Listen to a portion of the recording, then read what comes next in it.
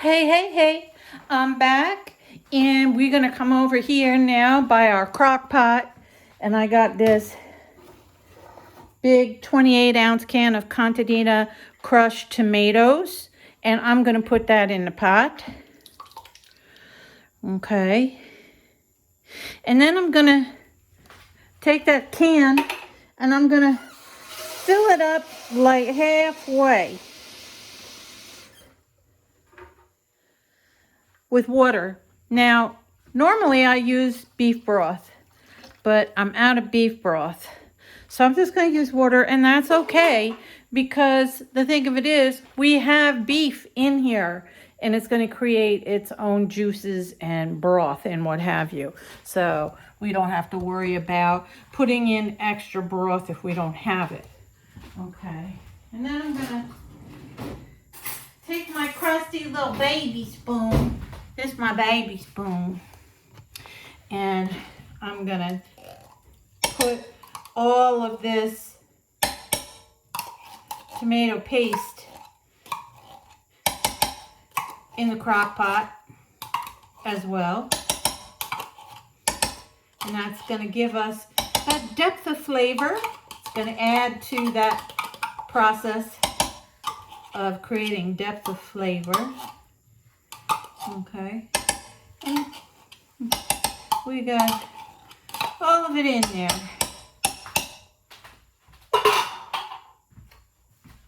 And we're going to mix this all together, okay? Give it a real good mix. Oh, this is going to be so good. It's going to be so good.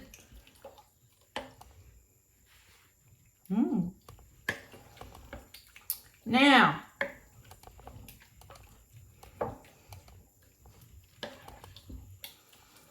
I'm going to check this later. I'm going to taste it, because every good chef tastes their food during the cooking process to adjust seasonings and flavor, okay? Because sometimes you need a little bit more of this and a little bit more of that. But I just want to add, and I'd like to add this little note to all of my cooking videos. Cooking is not hard to do. Cooking is easy. It's a wonderful therapeutic, creative outlet for you, and it tastes good, okay? All we did was chop up some vegetables with a sharp cleaver, okay, in this case, and we browned off some ground beef. It's already ground up. Just break it up and put it in the pan with like a tablespoon of olive oil, tablespoon and a half, and let it brown up, okay? That's all you got to do. If you've got a lot of oil in your pan, drain it off before you put it into your crock pot, okay? Because you don't need all that grease in your chili. It's so easy. You open up a can of crushed tomatoes, put that in there, open up a little can of tomato paste, put that in there, put a little water in there, and because this is going to be a Creole style chili, we're going to put a little red wine in there, okay? So hang on while I go get my wine, which is right over here. Oh, okay, it's following me. I must have pushed the right buttons. I'm going to put a little Worcestershire sauce in there too, because that makes everything taste better. And what did I come in here for? I'm having a blonde moment. Oh, for wine. Okay. Here we go. And I like my Sutter Home Merlot. This is a California wine. And how much are we going to put in? Just a splash, okay? This is a healthy splash. Boom. Okay, there we go. Healthy splash. Put that back in the fridge.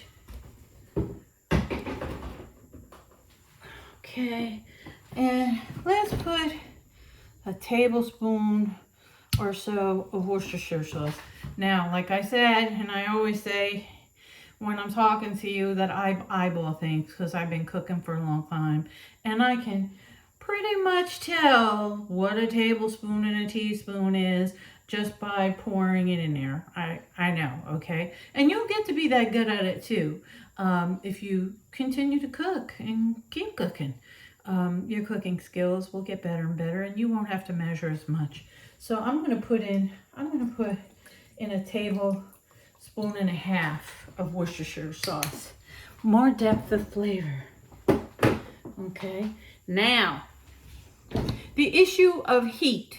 You could chop up a jalapeno pepper or two and put it in here, okay? And you're gonna have some pretty warm chili. You can also just take some hot sauce and just put some hot sauce in there and you're gonna have some warm chili. You end up with some firehouse chili, okay?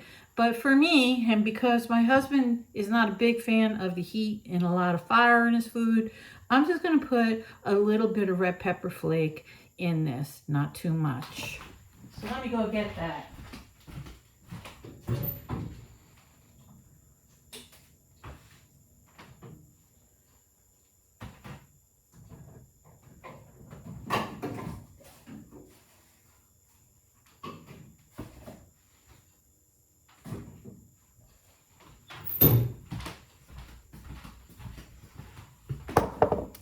Okay, here's some red pepper flake.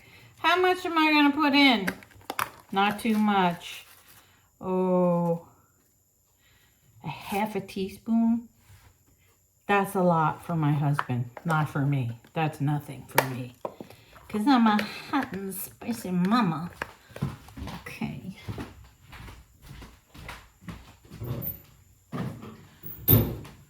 All right.